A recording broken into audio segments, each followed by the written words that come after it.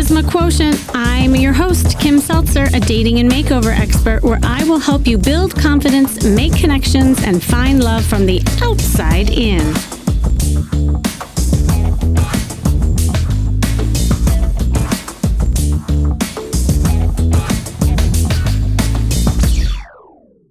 Before we get to this episode, I have something brand new and super exciting I want to share with you. So I just launched my live show. It's called Dating Real Talk, which you are going to hear today.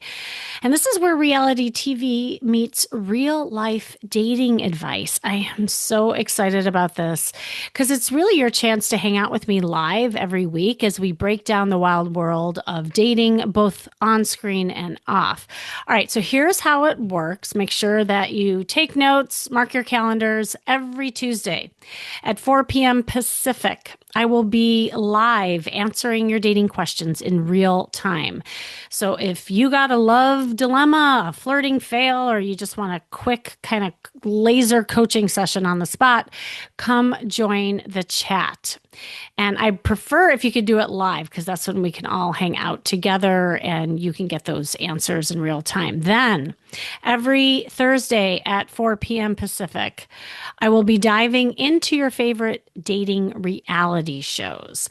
Now, right now, I'm focusing on the Golden Bachelor, of course, and I will often have guests to help me talk about that. This episode, you'll hear the lovely Allison Melody from Food Heals podcast, where she is helping me break down the episodes and some of the issues that get brought up on the Golden Bachelor and how it applies to real life. And I really want to show you what you can actually learn from all the drama, the chemistry, and the chaos to improve your own love life.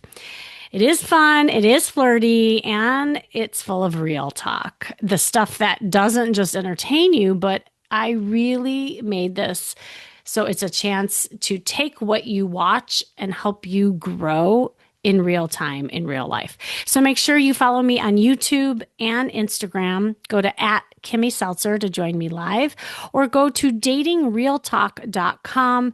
Subscribe. You can get show updates. You can submit some questions if you can't be there live and you would like answered on the show. And I say that this Dating Real Talk is where dating shows become your dating school. All right, now let's get into this episode. All right. Hello. Hello, everyone. Hello. Welcome to Dating Real Talk, where reality TV meets real life dating lessons. Yes. And I am so excited about this. For those of you who don't know me, my name is Kimmy Seltzer. I'm a confidence therapist, dating strategist, and image expert. That's a mouthful to say. I help singles look and feel their best so they attract what they want at any age. And some of you might know me from Charisma Quotient, which is my podcast. And one of the things that I have always wanted to do, and some of you may have interacted with me by going on free calls that I offer. I have workshops where we interact on Zoom, but never before have I had a place where people can actually interact in real time with real questions and real dating advice. So I'm super excited to do this. I have with me the gorgeous, the wonderful, and somebody who is a dear friend of mine, Allison Melody. Hi. She has her own podcast. It's called Food Heals. We've known each other in the podcasting world forever. Yes. And we're like sisters. We already know this. We already complete each other's sentences, everyone. Okay. Which is why I have her here today. And I just thought it would be such a great way to kick off the show. And thanks to you, like you've been helping me conceptualize this, and we've been saying we want to do it, and now we're doing it. Finally doing it. And we got a studio at the last minute. Yeah, and it's kind of like dating. I always joke, like sometimes you can prepare so much ahead of time, but at the end of the day, you never really know how your date is going to go, and that's okay. And I want to keep it real, thus the name Dating Real Talk. We are here to keep it real, keep it fun, and most of all, keep it flirty. So, anyway, Allison, I don't know if you want to say anything as we launch into this thing. I have so much that I want to cover, with this show. Obviously, we're going to be covering kind of pop culture, and you're the queen of pop culture. I love my pop culture. Which is definitely why I have you, because I usually take the things and themes that I see on those shows, but it's really more about how does it apply to real life? Like, I don't know sometimes all the names of the characters or the people that I see. I do. Quiz me on Vanderpump Rules. Yeah, I know you do. That's why I'm like, you need to help me with the name. But what I do know is dynamics and what works and what doesn't, and how it can apply to all of our lives. So I'm going to do that, and then we're going to have an interactive part where I want you all to chime in. Like, I want you putting your questions in the chat. I mean, for today, I think we're mostly just going to be chatting. Please feel free to, we can answer questions later on to you, but I want you to enjoy, sit back, at least say that you're here, say hi. I want to know who's on here. And a little mix of everything. And I also want to know what you want to know. I want to know the things that you like, the things that you want to hear about. Obviously, we are launching for the first time, so I hope to do this on a regular basis, at least weekly, and we'll see where it goes. Yeah, and we're launching a little messy, but we're excited to be here, and that's always how you start. You start ugly, and then you make it pretty later, but I think our set looks great, thanks to Doug Bassett. Basshole Studios over here that gave us a last-minute opportunity to do this, and we're excited to be live, and hopefully we'll get all the kinks worked out so that we have a seamless show for you. But Kimmy, this is going to be everywhere, Spotify, iHeartRadio, all the places, Apple Podcasts, YouTube, etc. So we hope you guys tune in every single week. Now, Kimmy, there's a lot going on in pop culture right now, but I want to start with the Golden Bachelor because, first of all, like drum roll. Well, this is in your wheelhouse because you help people in the second act. What does the second act mean, and how is that reflected in the Golden Bachelor? Well, it's funny because I've been working with people over the age 40. And really, it's not about age so much, but maybe people who are getting back out there the second time around, or maybe it's been a really long time. It's mostly dating when it's been a while, right? And for many reasons, for many reasons. And what I've noticed, and I have my own hot mess story that I always share. And actually, if you go to my TEDx talk, I go in depth about my story, and I'm always happy to. You weren't always this hot and amazing? Oh, God, no. Should I go into my...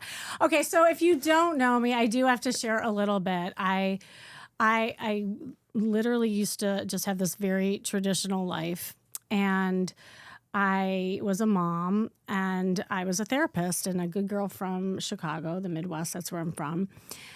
And everything was going on as planned. Like, I just thought that was going to be my life. And I had the picket fence, the dog, the kids, the husband. I still have the kids. You see where the story's going. And so then we all decided to pick up and move across the country, and we plopped down here to La La Land, LA. That's where we're filming right now. And I live. And it was literally like the minute I got here, everything like just happened, right? And we always joke, we did what all the other people here in LA do. Joke, I like to blame LA. It would happen anyway. And that is we get a divorce. And there I was all alone in this new environment with no friends, not knowing what to do with my new life. And here was the kicker. Not only was I a therapist, right? Like, I should know better, but I was a mom. And now I'm supposed to like get out of my own way and get out there and date. And what happened to me, and this is why I'm so passionate about like the later dater thing and dating in the second act, because I mean, the last time I had dated, well, actually I never really dated. And this is probably something that we're going to talk about on this show. I got married pretty young. So I only dated like in college and then, right. And so I had no dating experience. And so I did what I knew to be true, and that was do the work, right? This is what we all talk about. I went to therapy myself. It's like, okay, like I teach it and preach it, and so I need to do it. And I did it. And I I did everything introspectively that I could to be a better person, to get over this divorce, to be healed and get out there. And then people would come to me and they would say, Kimmy, like, when are you going to go out and date? And I said, well, I'm just doing the work. I needed a little more time. And then cut to 8 months later, Kimmy, when you go out and date? And I'd be like, yeah, I'm just doing the work. I'm working on me right now. I'm just working on me. Like, how many of you are like just doing the work? But then here's the thing. I was doing the work, but I wasn't taking action. And that's where everything just kind of came to me. I'm like, oh my gosh, like I was sitting in analysis paralysis. And in theory, I wanted to date, but I wasn't putting myself out there. So it wasn't like Prince Charming was going to knock on my door. And then he doesn't find me in my house when I'm sitting at home eating Oreos, watching movies, and meditating. Maybe if you look really cute like you do now, but not in my PJs. Yeah, exactly. With Cheetos littered. I'm just kidding. I'm food heals. I don't eat Cheetos, but with some vegan snacks littered around the house. He's not going to just come and knock on my door. Well, you have to open the door, and that's just it. And you have to at least peek out for him to see and come hither, and maybe you do a little like flirtation, and that's just it. Like I wasn't even doing that. So, anyway, fast forward, I one day just woke up and I looked in the mirror and I was horrified, just horrified at what I saw. I saw this frumpy mom, like you said. I did not always like wear these bright colors and have these shoes on. And, I was in. I've never seen you frumpy, so this is like unbelievable to me because the whole time I've known you, you've been fabulous. Okay. No, I literally went from frumpy to, fabulous. But, well, what's funny is that I'm going to age myself because I was a later dater. We didn't have cell phones back then, so I don't even have a picture of myself that I can show you. Yeah, that's probably a good thing. I wish I didn't have some of the pictures of myself I've got. I'm sure they're in the garage somewhere. Anyway, it was not pretty. Let's just say that. I was wearing flip-flops. I saw my nursing bras on. I wasn't nursing any longer. I had disheveled hair. I mean, I was a hot mess. And I don't know what possessed me to just like really wake up. And I mean, I woke up and looked in the mirror and I was like, oh my God, like what happened to me? Like it was, and I passed the mirror all the time, but I don't know, there was that moment. And it's like that moment in life where it just, something, either you get fed up or like a trauma happens or something just hits you. And that's what happened. So I did something very untraditional. I went shopping. Shopping therapy. Because I literally just had a bunch of black clothes, maybe a splash of beige. And they were all 3 sizes too big because I'd lost weight. I didn't even see myself. Yeah. So I'm like, okay, this is me taking action. I'm going to get new clothes. So I go to the store and I'm doing the same darn thing. I'm putting black clothes in my arms. I think I'm up-leveling myself, but no, I'm doing the same thing. And this personal shopper, she was my angel. She came up to me and she says, Kimmy, or not Kimmy, she didn't know my name. Yeah. Ma'am, I've been watching you. Aww. And I really think you should try this on. And she held up a bright red dress. And you were like, ah! Yeah, exactly. I was like, okay. And it looked like 3 sizes too small. I said, that's too small and that's really not my color. She says, honey, that is your size. That is your color. Try it on. Boom, just like that. And I always say, it's like she hit me over the head with that red dress. I call it my red dress moment. And it's the moment that you stop numbing out. Like it's the moment you just like wake up. And I was like, oh my gosh, she's right. So I took the dress, I squeezed into it, I twirled around like Cinderella, and I looked at myself in the mirror, and I was like, oh my God, I'm a princess. It was like a Cinderella moment. Yeah, yeah. Well, you needed that. I needed that. Well, here's the kicker, and it relates to your question. I know this is a long-winded answer to your I don't even remember what I asked. Keep talking. Well, why I'm so passionate about the later daters, Golden, what is dating in the second act. And the thing is, I could not go out there and just date without really wanting to date myself. It really started with me, and I didn't know that at the time. And so I took the red dress. That was the first thing that happened to me. And actually, when you watch The Golden Bachelor, like you see all these ladies like getting into their dresses and their style and how their body language shifts, and that's literally what happened to me. And what shifted is that I took the red dress and I went everywhere in it. I mean, I went to the grocery store. I walked my dog in it. Like I went every. And what transformation did you see? Well, how were you treated differently? Well, here this was the total kicker. So I thought I was going to be like, woohoo, like I'm out there like a princess. And then I started noticing men notice me. But the surprising thing was, I didn't like it. Okay. I was so shocked. Like, I was like, wait, why am I uncomfortable? Yeah.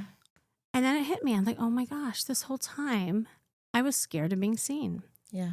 I was hiding in those black clothes. It was my hidden love shield for sure. We're going to talk about that definitely on the show. And it was keeping me safe. Yeah. And so I needed first, before I could go out and date, just get used to being seen. And then I started loving it. Yeah.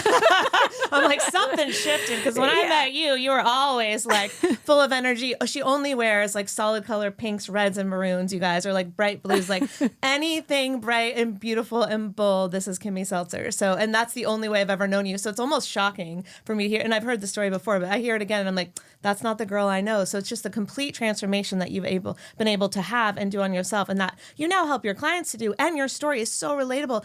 I think almost every woman that I saw, on the Golden Bachelor, has a similar story. Yeah. And that was, I loved how they shared a lot of the things. And, the thing that was really, at least in my experience, and now I see with everybody who is trying to get back out there, is really also the sexy confidence thing. Like so on top of being a hot mess, remember, I'm a therapist, right? I was the worst dater ever. So when I finally got out there, I put everyone on the couch. Like I was awful. Like I got too deep. God, too you're soon. asking. No, I'm asking all about them. God, I was going to talk to you about that. I put them on the couch and tell me about your childhood. What's your relationship with your father? 100%. No, everyone. No, 100%. And it wasn't sexy. It wasn't flirty. It's not flirty at all. Yeah. And so two things happened. Yeah. Either I attracted the fixer-uppers, the narcissists, because they loved me as the audience and being all about them.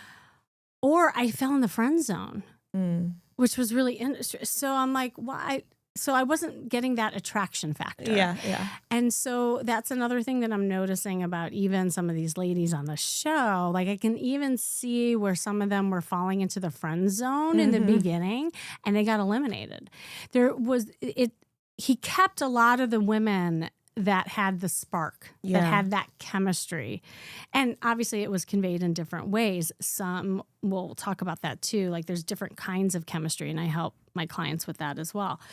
But it was a long road for me, and that's why I'm so passionate about helping other people, because no one should be alone in this. I was alone, and it was a time where you didn't have shows like this, and we only had 2 dating apps. I didn't have any other single friends, so that's why I'm starting the show too, so that I hope that everybody can like chime in and actually form a community here. Yeah, and create conversation. I want to talk about first impressions, because that was so important when you started your dating journey again, and you were making terrible first impressions, but you didn't know it. And when we watched The Golden Bachelor, I thought the first impressions, when they each walked in, they have like, I don't know, a minute or two to connect. And so a lot of them, they want to make a splash and they do something super sticky. We saw one girl with a bomb, another girl with a talking puppet. Oh my God, the talking puppet. I cannot. Okay, but oh my God. What I want to ask you is, obviously this is a TV show and so it's over the top. But at the same time, there are women out there who will do over the top things to get a man to prove themselves in some way, to show them this is how I am, including the woman who came up and said, how dare you say those ageist comments, blah, blah, blah. That was her first impression. Like, soften, babe. I know you're right. I don't like what he said either, but that's no way to make a first impression. So talk to me about, like, how do we make a good first impression without scaring someone off, but also still being ourselves? Yeah. And who won and who failed on the Golden Bachelor first impression? I have some strong opinions, but I want to hear yours. But again, I don't remember all the names, but I can describe, some in of them general. in general. So, well, I will answer it by this. It's complex, right? It's not black and white, but what I will start out with is research. And so when we're talking about like getting out of the limo first impression, right? It only takes 7 seconds now to make a first impression. And 7 seconds. It used to be 30 seconds. And now I actually think it's even quicker now that we have like Bumble and Tinder and all that. Oh yeah, that's like 1 second. Swipe.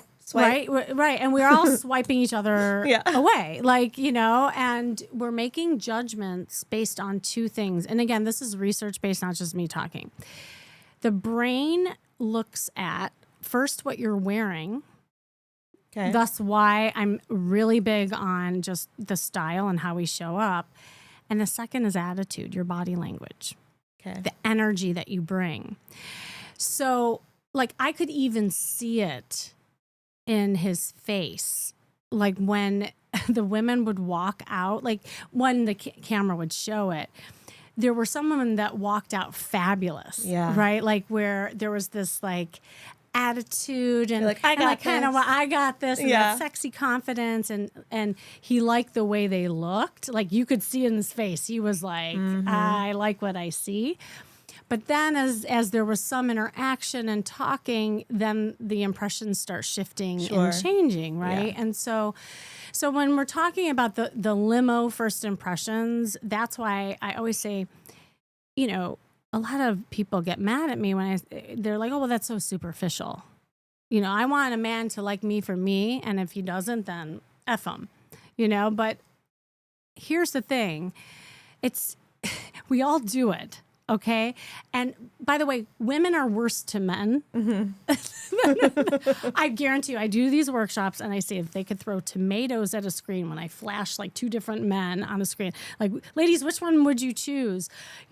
Horrible, right? So we all do it. We're all visual beings.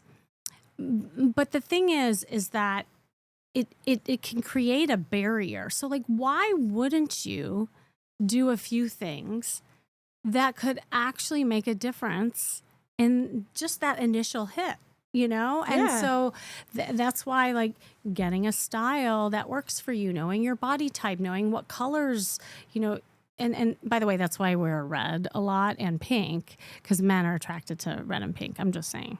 And why is that again? It was research based. Okay, so I want to know the deep dive. Okay, the deep dive is they did a study, and they found that it's very primal. Actually, I know. This is the part I wanted. You already told me. That's why I want everyone else to know. Okay, yeah, not that's why I'm asking. It's because it has to do with fertility. Right. So, menstruation is red, and okay, I don't have to go into all the details, but that is what they said. Yeah, in fact, in that study, they showed the same woman wearing red, and then I think it was a blue or another color, and like 98% of the men picked the red one. It's subconscious. They can't help it. Yeah. So, and then men, you should wear blue. Blue plays well for men. We're attracted to that. Yeah. Guys in blue. I agree. So, anyway, what were we saying? First impressions.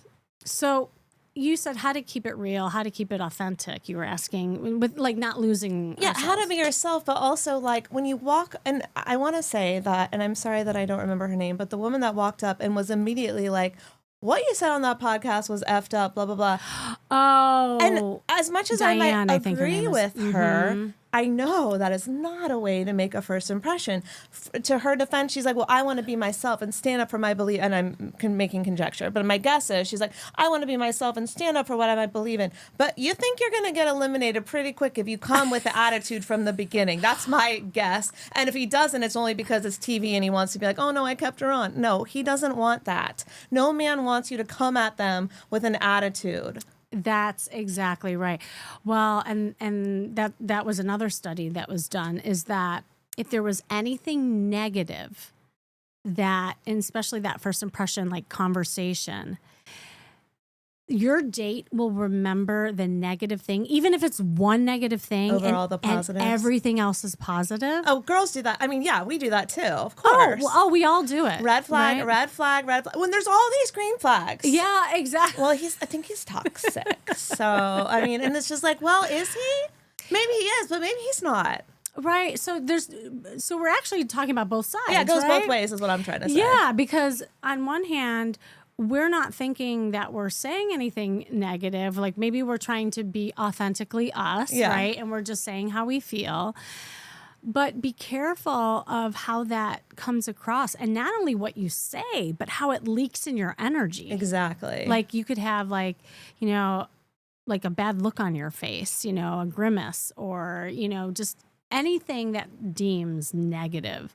People will remember that and say, no, I don't need that. Yeah. So, and then on the other side, we will sometimes overcorrect or overgeneralize a negative thing. Okay. Because we might be associating that with our ex or something else that's happened, right? Like it'll be a quality that our ex had. Yeah. And I don't need that again, and that. No more Virgos. Yeah, I know what happened the last time. Mm-hmm. Is that what happened last time? I'm not talking about myself. How dare you? I don't know. It seemed a little personal. I'm not projecting anything. We all project. I'm not here to be therapized today. And we're not on a date, so you can talk to me. We can get negative here. But yeah, so I think what I actually loved the woman that he picked for the first impression, Rose. Yeah. Because she got vulnerable. I wanted to talk to you about that. Yes. So my question around this is, most people by that age, and if not younger ages, have been through some trauma. Yeah. Have been through some things. Now, this is a TV show, and I understand that there's going to be drama, but what she shared that she had been through was very, very personal. Her I believe it was her husband at the time, didn't appear for the birth, and then came 12 months later and took the child. Yeah. And this woman had to deal with all of that and then was able to forgive him. I think that is an absolutely beautiful, powerful story. Now, here's my question. How soon do we share that? Because I've got some shit, but I am never going to share that on a first date. That comes way later, honey. You can learn that. Doesn't mean I don't want to connect with you, and doesn't mean that I don't want to share about myself. But I don't want someone to have the first impression of me like, oh, I'm woe is me. And I'm not saying she was doing that. This is a TV show. But in general, what is your advice for when we connect and share on traumas that we've been through? Because obviously that's an important part of who we are. And I love that you're asking this. Yes. And I was going to follow up with that, because while I love that she got vulnerable and he felt that kind of emotional chemistry with her. So that's what I'm going to call it. Emotional chemistry. Okay. You're right. There's timing of things. There's a pacing. And if that was a first date, yeah, on the show it was. Like, it's TV. But if that was the first one, absolutely not. No, that's like what not to do. Yeah. And that's when you see, like, when you hear people TMI.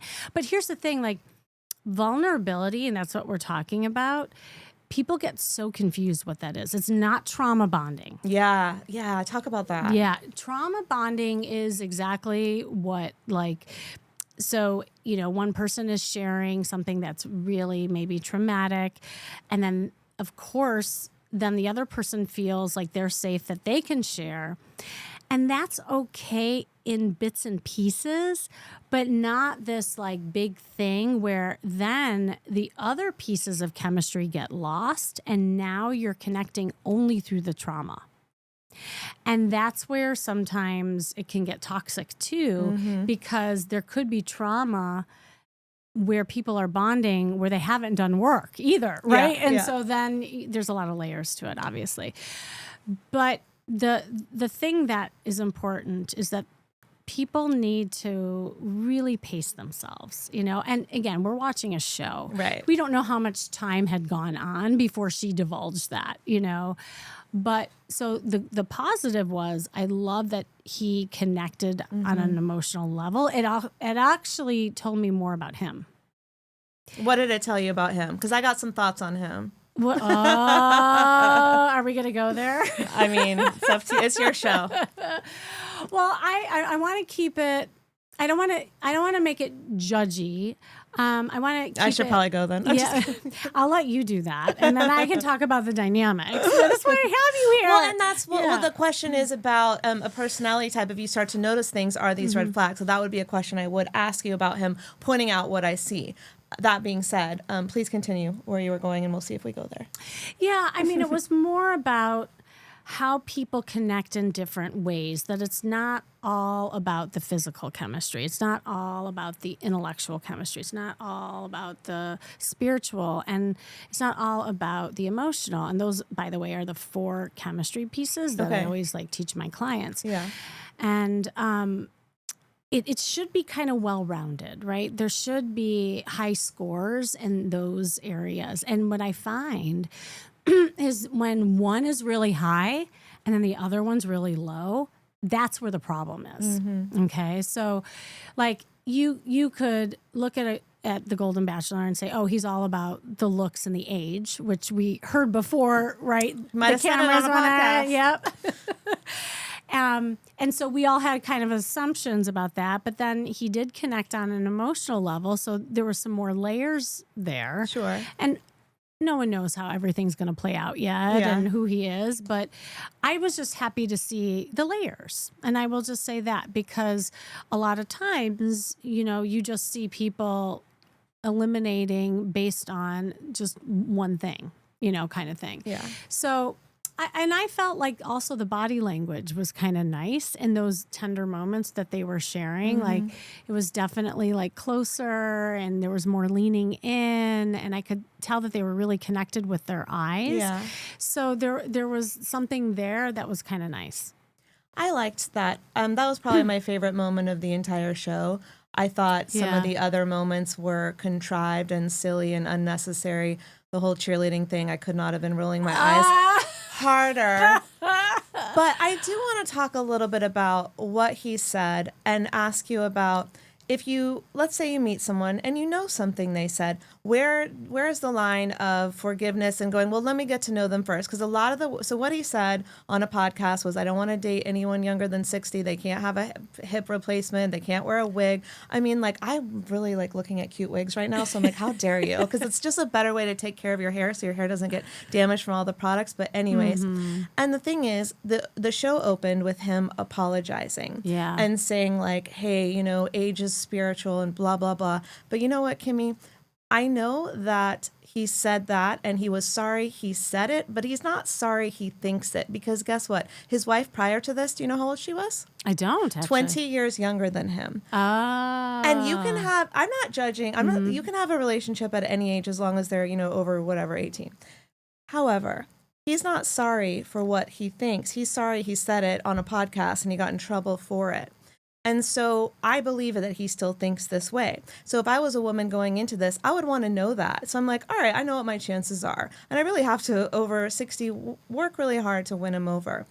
Is this a red flag? He said what he thought, he apologized for it, but he still thinks it. Or is it, all right, let's give him more time. Let's get to know him. It's not a red flag that he said that type of thing. What are your thoughts?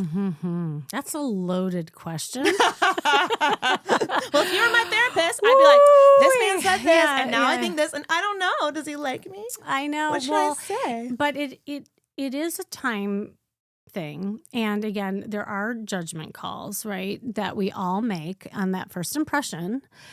And I mean, okay, so if we bring it out of him and just like in context of dating, because I think this is important, I want to first start out with, because I just talked about this on a new segment that I did talking about this very thing about ageism and that thing, is that what's different about modern dating now than back in the day is that we have so much information on everybody, right? Like, yeah, it's very different. it is so different. Like, gone are the days where we had Bob next door and Susie across the way, and we actually just got to know people as people, and we didn't have the age on the forehead and the resume on the belly, right? Like, right.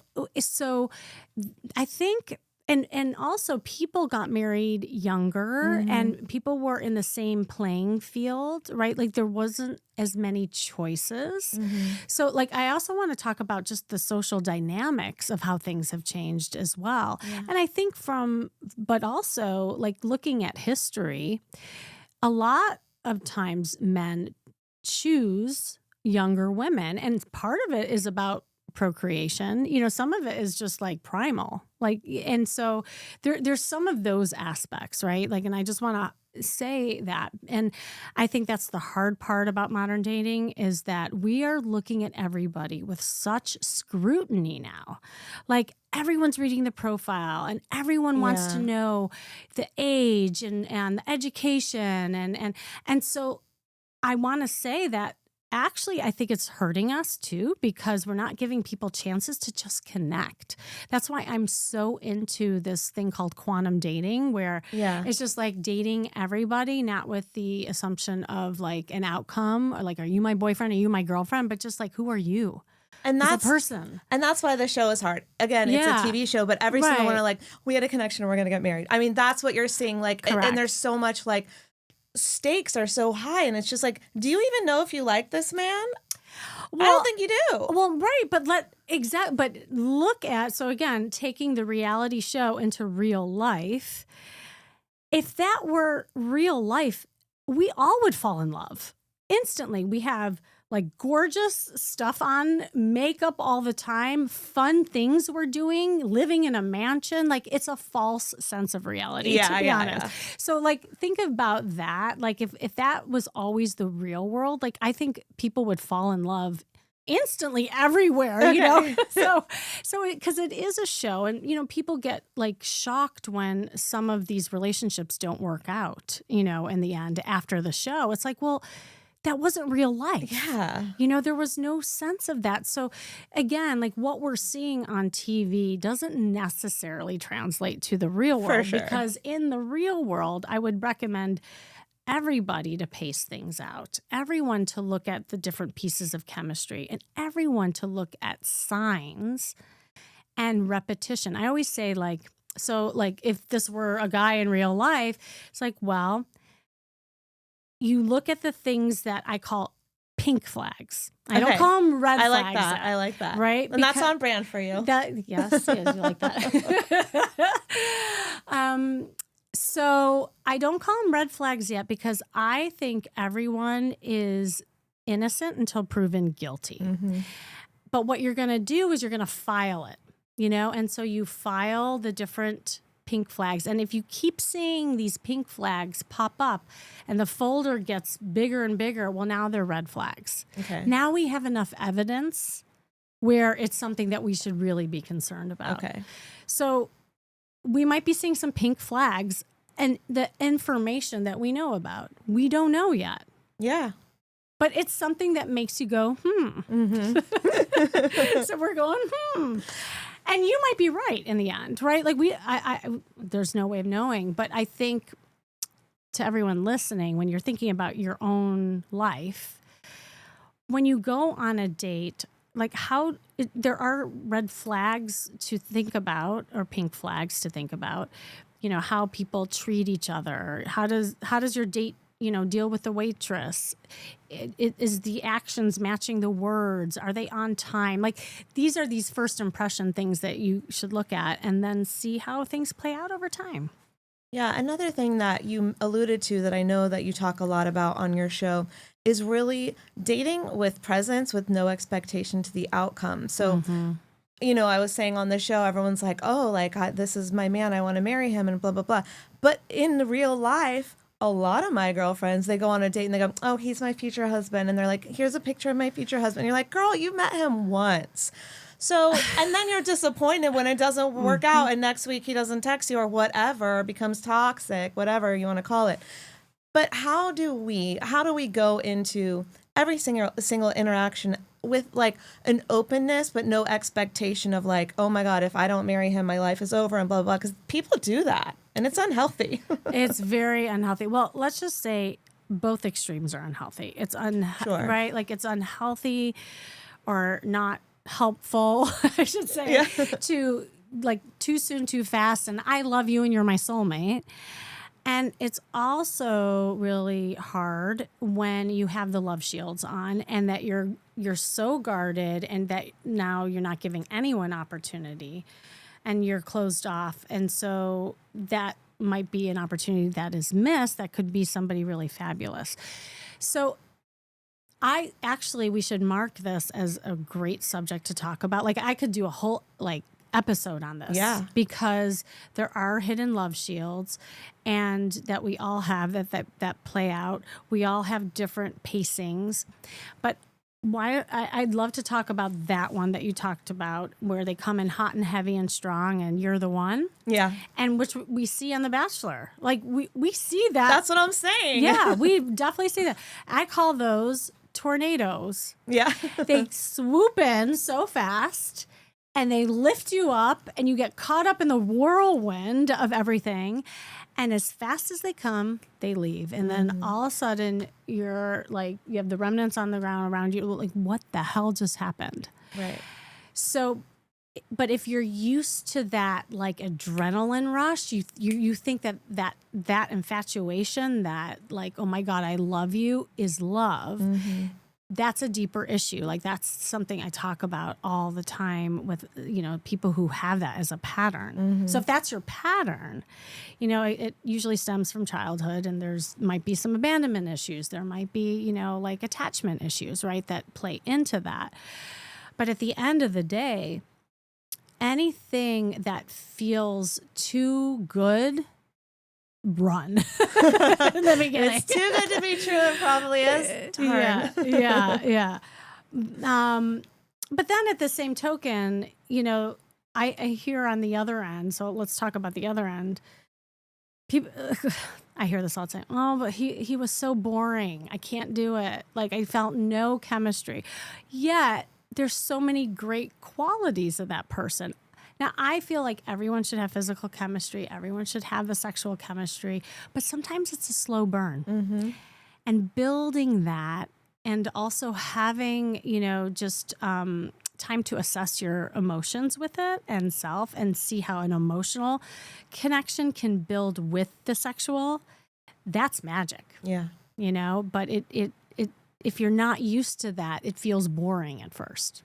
So a lot of dating coaches out there, they have rules and all of these things that you have to follow. I know that you don't. Yeah. But talk to me about what are some guidelines that we can think about when it comes to this? I know there's some dating coaches that say, to find out if they're serious, no sex for 12 months or date them 12 dates. There's all these things. And then there's a lot that are like, third red flag, you said pink flags, or one red flag, two red, you put 3 red flags by the phone. By the time you get to the third on their phone number, by the time you get to the third, you delete the number. Like there's all these rules out there. And I'm kind of, I'm anti-rule. I'm a rebel personality. I'm like, F the rules. We talked about that. Do you like these rules? Yeah. I was wondering. I'm like, no, I don't. Oh, okay. I'm trying to bust myths for other people who have like, well, my other dating coach said this. And so I want to hear Kimmy's style for. Yes, it's such a good question.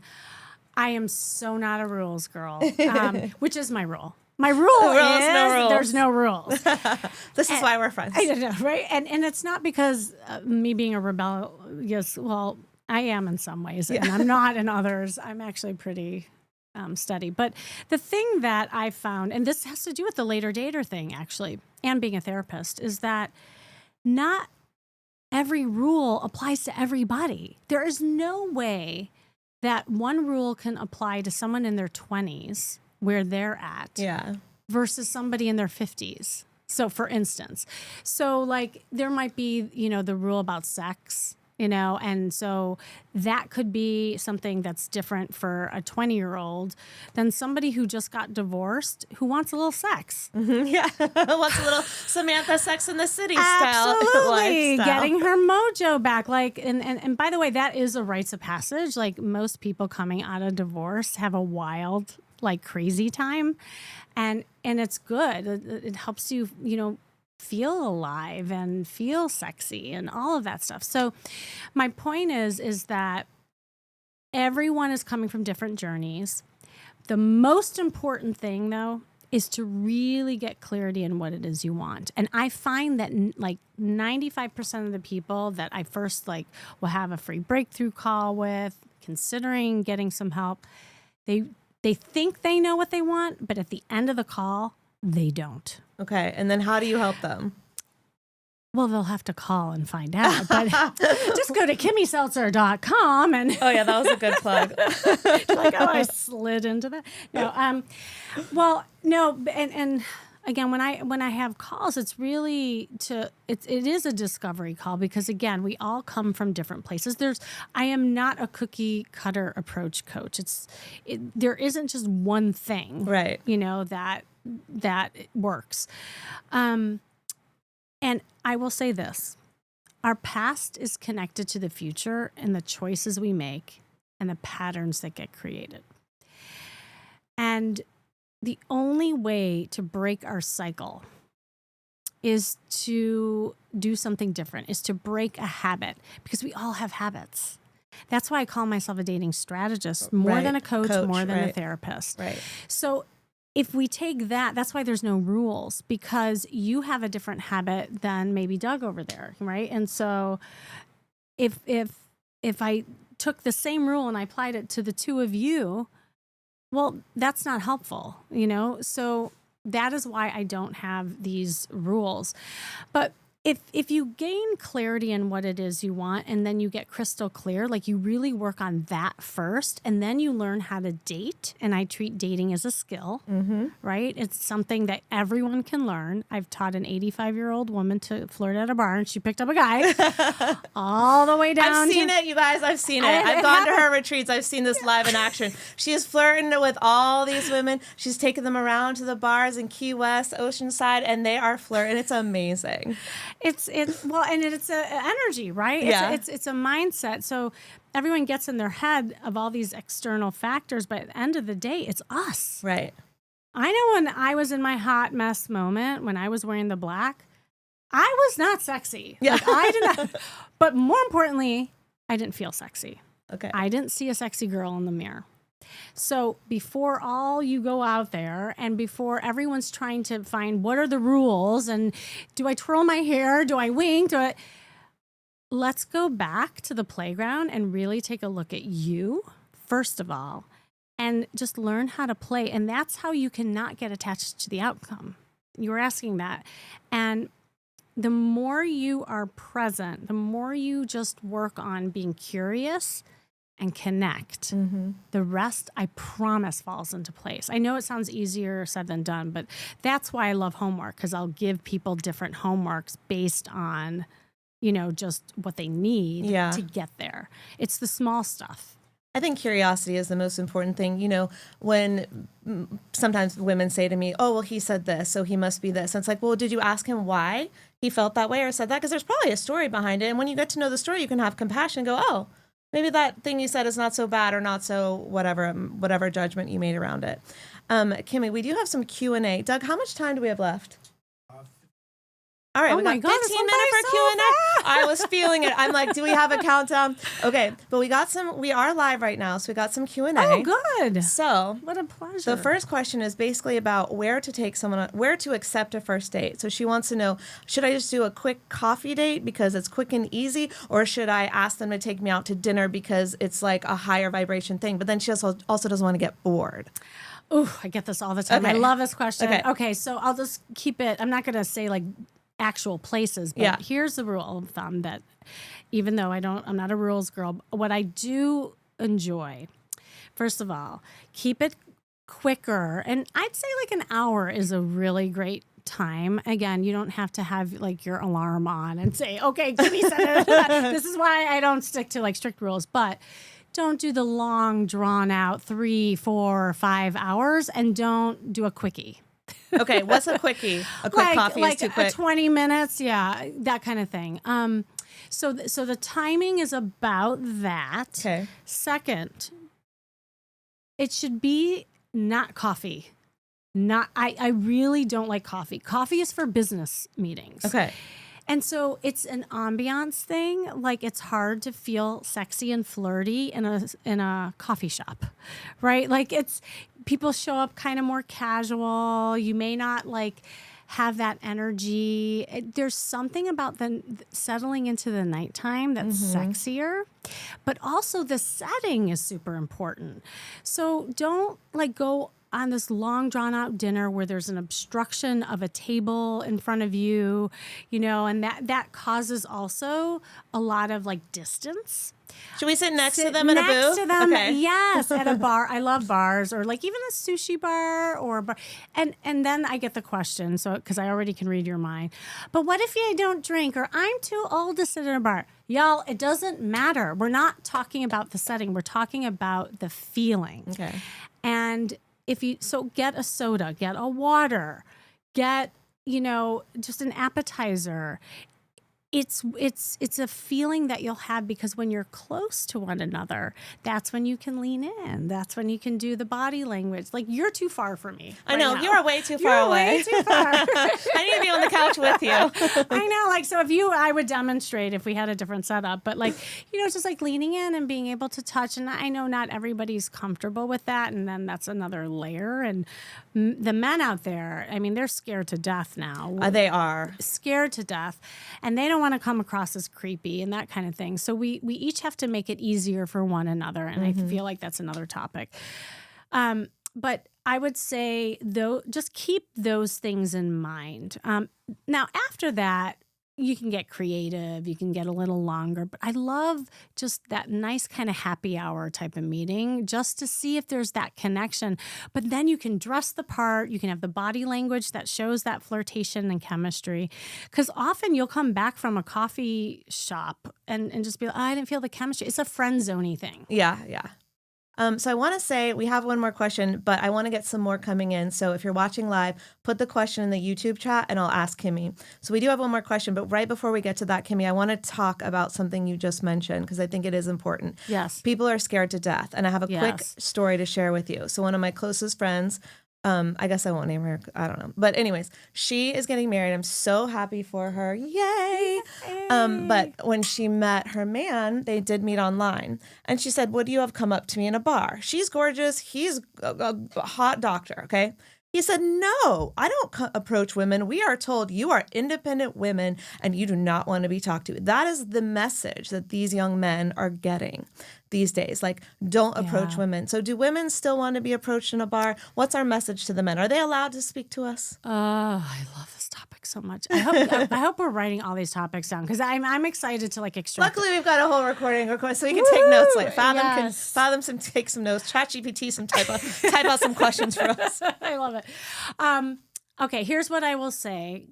Quick answer is that both sexes have responsibility and approachability. It is not just the man's job fair point. To come up to the woman. A woman has to be approachable. Yeah. Okay? I can't tell you how many, because I work with both men and women. That's why I love doing co-ed stuff. Men are coming up and saying women aren't approachable because they have the RBFs.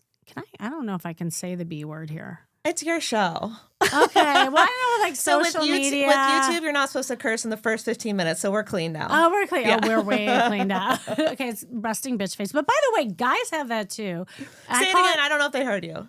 Resting bitch face. What RBF is. RBF. It's the negative. It's that, yeah. Well, no, that was too I don't know how to do it. Okay. She can't even try to do that. I'm a big smiley that girl. That was like a sexy pucker. Okay. Okay, next. Someone else. Okay. So I don't have RBF. Right. I have smiley face. I know. We both have that. I know. We're a narcissist. I'm a narcissist magnet. I'm like, oh, what? Tell me more. I'm a recovering one. Yeah. And Good point. Recovering narcissist You have to magnet. start saying that. Yeah, you're right. Okay. And no, but men have it too. Resting grimace face. I cause it because some can look scary. Yeah, you're like, I'm not going up to them. Right, and it's not that most of us aren't really that, but that we're just also busy. We're not even like cognizant of what's written on our face. So we have to pay attention to body language, both in approaching and being approachable. So what I'm hearing from men is that women aren't approachable these days, and then women are complaining there are no alpha men anymore, like coming up to me. Right. So we're at a stalemate. No one is meeting anybody now. Right. Yes, men, come up to women. Yes, women, make it easier for them. Don't cackle in a corner. Don't be on your phone. And don't be on the phones or like, man-hating conversations with your girlfriend in the back of the bar, right? Yeah. Like, a guy's not going to approach you. So I still love the meet cute moment. I still believe in chivalry. It is not dead. And again, like we could go into a whole rabbit hole with femininity and masculinity as this is part of the conversation. And it's getting really murky these days and it's getting confusing. And that's why I love teaching just everyone to be in their feminine and men to be in their masculine, because at the end of the day, we all still are attracted to aspects of it. Yeah, absolutely. Okay, the next question is, I cannot imagine wearing a red dress to a date. It feels way too sexy. Convince me, I always wear black. Oh, well, first of all, definitely get a hold of me because I would love to work with you. Well, there was something that jumped out. What did she say? It feels way too sexy? Yeah. So what about feeling too sexy is hard is my first question. So there's something about the sexiness is a trigger for her. Yeah. So I don't know what that's about, and that's something that's different for everyone. Actually, I just got off the phone. It's funny, hot off the press, of somebody who I'm going to work with. And she was having problems with that word. And it actually stemmed from her childhood and it was shamed. And she also wanted men to respect her. Yeah. And not. I think it's probably that. Like I want a man to like me for me. Right. And I think it's that. Yeah. Right? I want them to like me for my brains, not my body. Yeah. And so it could be, there's a lot of layers. I'm conjecturing. I don't know. But right. Yeah. And we don't know. That's why that would be my first question. Again, see, it goes back to not one size fits all. It's not just a rule thing. So I'd want to find out more about that. And then the second thing would be like, well, if you were to be sexy, what would that mean to you? Like, what would that look like? Like, what color does speak to you? And by the way, there's different shades of red. Like I'm in like a wine color and it might look different in the camera. And then there's a tomato red color. First, know your shade. And there might be different shades of red that might be more comfortable, but at least it gives you color. When I was in my black period, as I called it, and I had all black, I was super comfortable in it, but I didn't realize at the time it was because I was using it as a love shield. You're hiding. I was hiding, for sure. But we can still wear a sexy black dress, I right? love black. Don't get me wrong. But then wear some red earrings or a red necklace or spice it up. Right? And mix it up, But it's the reasons behind why it's hard or why it's comfortable. Right. Okay, Kimmy, so what are we going to find out about on this show? What's coming up for Dating Real Talk?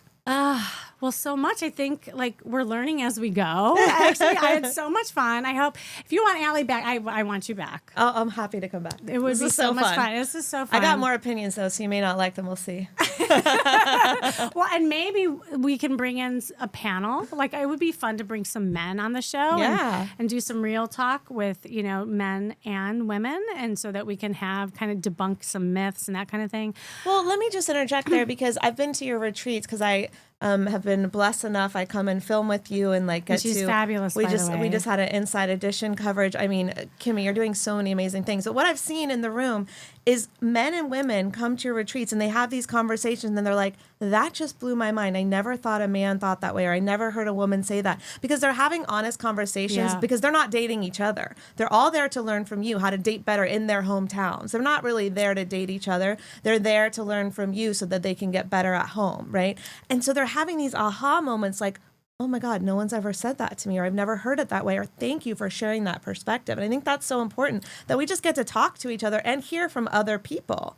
Absolutely. That's why it's funny, because early in my career, a lot of people were telling me, Kimmy, you have to like niche out. Like either you're focusing on women or you're focusing on men. I said, I can't. Yeah. My niche is that I'm working with both, that we can debunk these myths, that we can have conversations. Because here's the thing, like I can tell a woman the same thing that a man could say. Like I could say what men like and what men want and how men view you.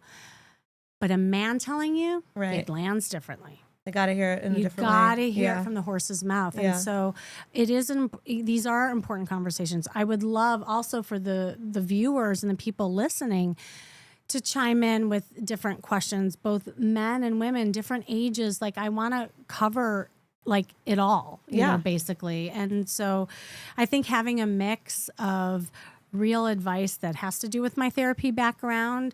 I might give you guys some homework along the way, but also talking about the pop culture shows. And that's where definitely like you're going to shine. I got some and thoughts. How it applies to real life. Yeah, absolutely. Well, it's Dating Real Talk is the show. The URL. datingrealtalk.com, and you'll be able to hopefully keep seeing this on all the platforms, and then we'll definitely probably put it on my podcast, Charisma Quotient, so definitely check that out as well on all the platforms. I have a mix of video and audio on that one. And yeah, you can go to kimmyseltzer.com to see about me, and all my social handles are at Kimmy Seltzer. And where can people find you? At Allison Melody TV, and my podcast is Food Heals. Any final thoughts, final advice for those out there who are ready to date again in their second act? Just get out there.